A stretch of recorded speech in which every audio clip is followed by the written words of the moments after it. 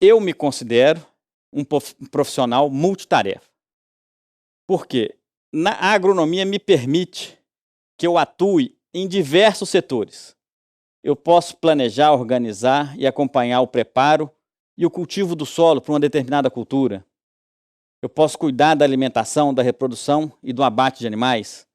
Eu posso gerenciar o armazenamento e a industrialização e a comercialização de alimentos de origem animal e vegetal.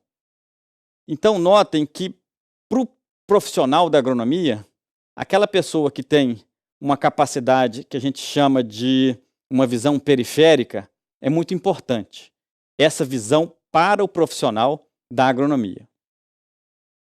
Eu posso também, atuar em várias etapas do agronegócio. E aí, quando a gente fala agronegócio, é tudo aquilo que gera valor quando a gente trabalha com a natureza, na agricultura.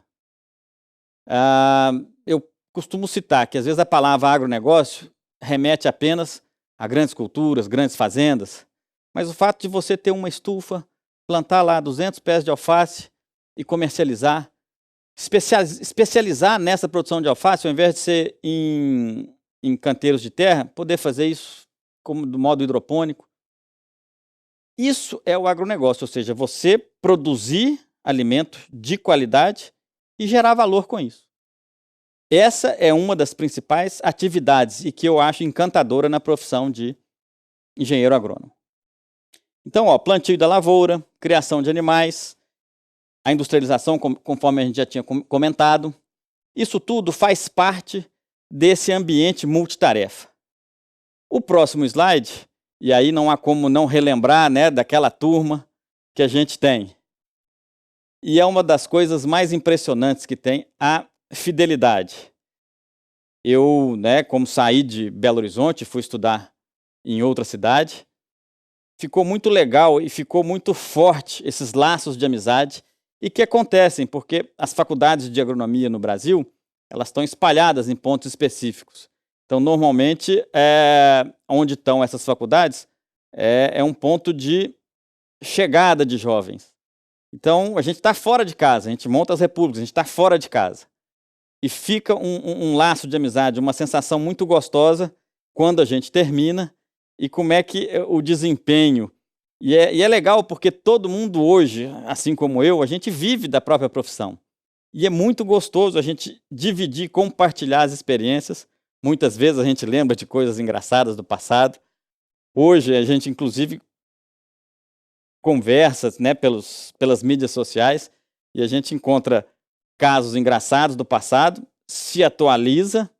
Então, assim, para quem está disposto ou, em algum momento, pensou em ser engenheiro agrônomo, uma das coisas mais fantásticas que vocês vão encontrar nessa vida acadêmica de vocês vai ser a amizade que vocês vão fazer. E, assim, só para provocar vocês, ou melhor, para aguçar, a gente tem alguns parâmetros.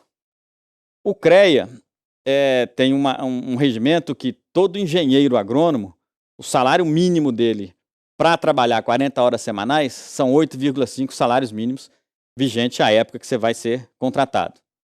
Aqui um exemplo que eu dei para vocês, alguns colegas trabalham como fiscal federal agropecuário, eles têm uma remuneração, inclusive, superior. Profissionais da Embrapa, professores universitários, todos eles alcançam remuneração acima disso. Então, é um fator que também pode atrair vocês, é a questão da remuneração.